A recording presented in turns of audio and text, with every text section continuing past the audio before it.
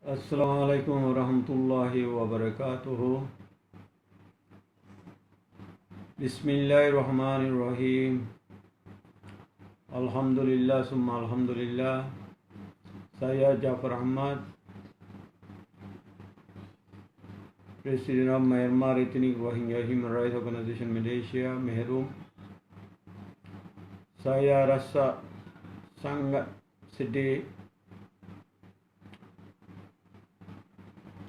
pasal saya punya suara mau tak ada keluar. Saya minta maaf semua.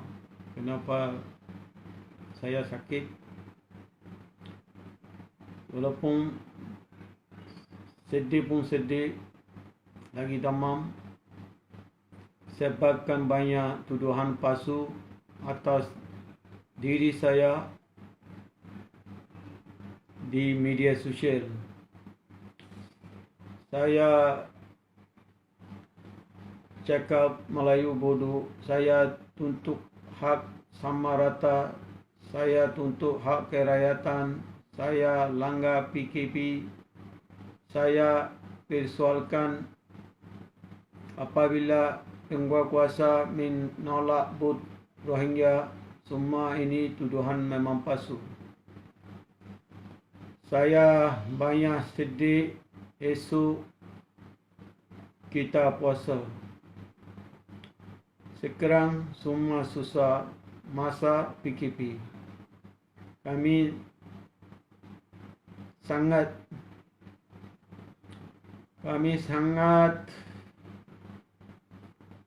berterima kasih kepada kerajaan Malaysia dan rakyat Malaysia atas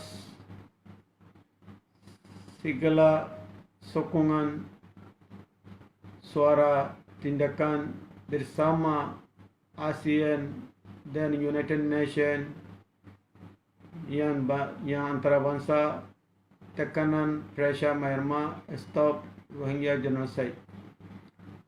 Bila stop genocide, insyaAllah kami aman. Bila Myanmar terima kerakyatan kita, kami boleh balik negara asal. Ini saya harap salah faham ini dapat diselesaikan dengan cara yang baik. Saya tak pernah cakap ini apa yang tuduhan social media yang keluarkan viral. Tak pernah saya cerita diri saya. Saya punya cerita apa yang saya cakap semua ada social media ada. Ini apa yang fitnah orang keluarkan pasal saya, ini memang palsu, tuduhan palsu. Saya buat rayu atas dasar kemanusiaan.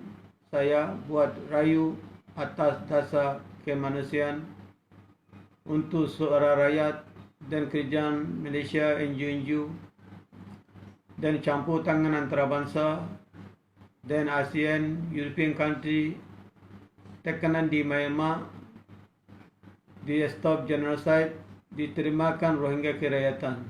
Inilah perjuangan saya.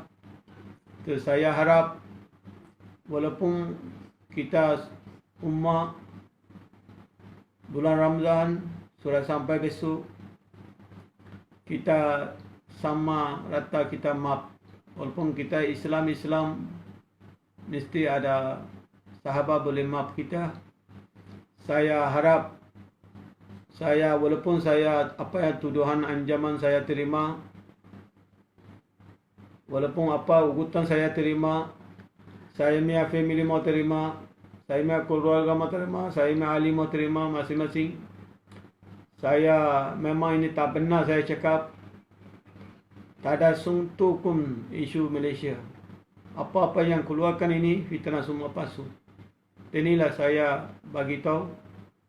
Terima kasih rakyat Malaysia dengan kerajaan Malaysia dan NGO. Terima kasih yang semua sahabat di Malaysia. Saya harap semua bulan puasa ini kita sama-sama maaf. Walaupun saya memang tak ada benar ini, tak pernah saya cakap ini isu apa tuduhan yang keluar palsu ini. Terima kasih. Saya Jafar Ahmad lagi sekali. Wabillahi wattaufiq. Assalamualaikum warahmatullahi wabarakatuh.